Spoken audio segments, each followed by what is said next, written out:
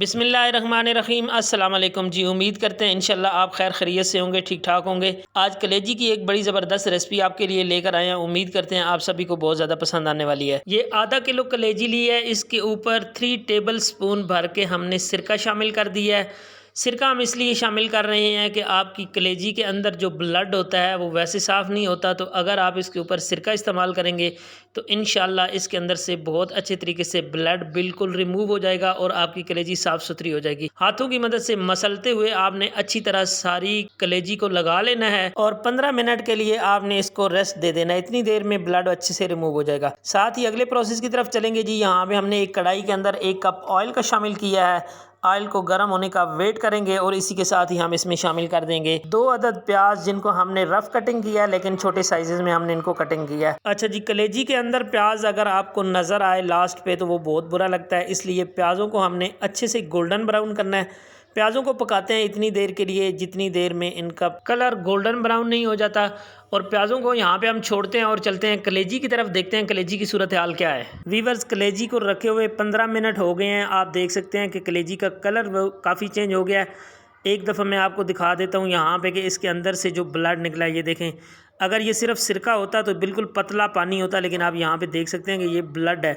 ये ब्लड इसका सिरके की वजह से रिमूव हुआ है। अब हमने इसको अच्छी तरह वॉश कर लेना है।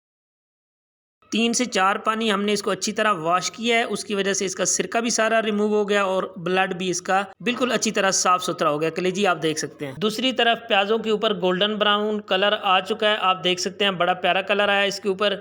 अदरक लहसुन का पेस्ट इसके अंदर शामिल करेंगे, 1 टेबल स्पून के बराबर ये हमने शामिल कर दिया है। अदरक लहसुन को हमने यहाँ पे 1 से 1.5 मिनट के लिए पकाना है। इसका भी जब कलर गोल्डन आ जाएगा तो इंशाल्लाह इसके अंदर से बड़ी प्यारी खुशबू उठेगी। जब खुशबू उठने लगे तो तब आपने इसके अंदर कोई और दूसरी चीज़ शामिल करनी है। अदरक लहसुन के पकने की बड़ी प्यारी खुशबू आना शुरू हो गई है जी। कलेजी हम शामिल करेंगे, आधा किलो कलेजी है ये, साफ़ सुथरी देख सकते हैं आप इसका कितना बेहतरीन कलर है।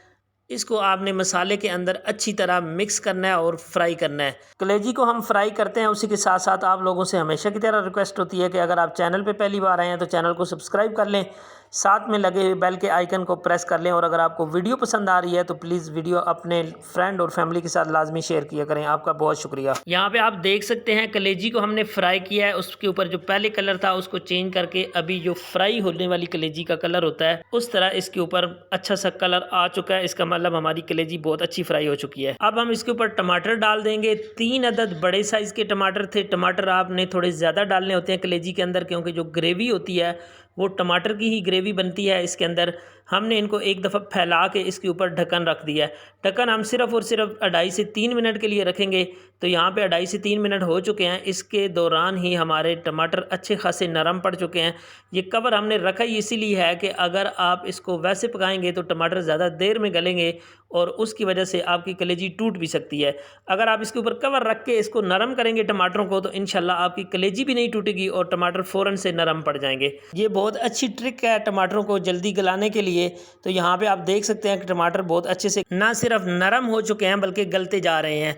तो इस तरह आपने एक दफ़ा अच्छे से मिक्स कर लेना है। मिक्स करने से भी अच्छे खासे टमाटर जो हैं वो गल जाते हैं। जो थोड़े बहुत टमाटर रह गए हैं वो मसाला जात हम शामिल करेंगे तो साथ ही टमाटर भी गलते रहेंगे।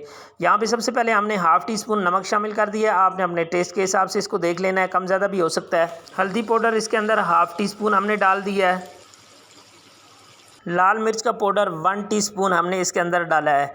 यहाँ पे हम धनिया पाउडर नहीं शामिल कर रहे हैं, कूटा हुआ धनिया दरदरा मोटा मोटा 1.5 टीस्पून हम इसमें शामिल कर रहे हैं। ये आप कूट के शामिल करें तो इंशाल्लाह इसका बहुत ज़्यादा फ्लेवर होता है, बहुत ज़्यादा मज़े का होता है।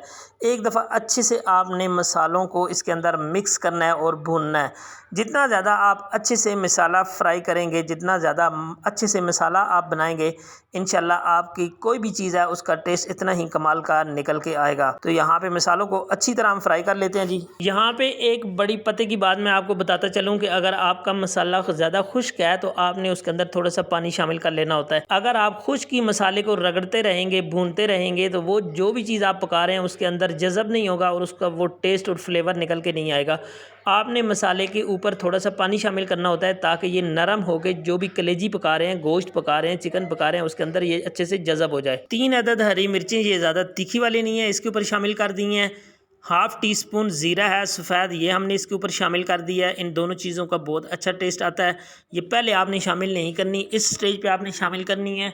तो यहाँ पे इनको भी 1 से 1.5 मिनट के लिए इसके अंदर पका लेते हैं। हमारी पूरी कोशिश होती है कि हम इंतहाई सादा मसालों से बहुत अच्छी रेसिपी बनाकर आप लोगों के लिए पेश करें। तो यहाँ पे हमने इसको फ्राई कर लिया है जी। आगे हम इसमें पानी शामिल करते हैं क्योंकि कलेजी अभी तक हमारी गली नहीं है।